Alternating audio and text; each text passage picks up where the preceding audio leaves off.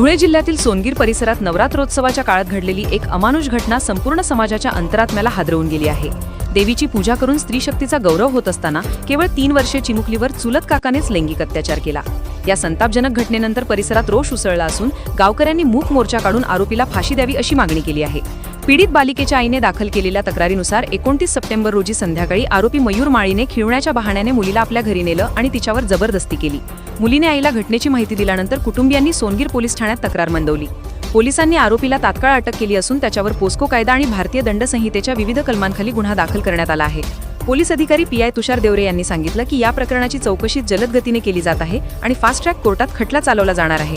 दरम्यान संतप्त गावकऱ्यांनी मोठ्या संख्येने एकत्र येऊन सोनगीर पोलीस ठाण्यावर मूक मोर्चा काढला। या मोर्चात महिलांचा सहभाग लक्षणीय होता।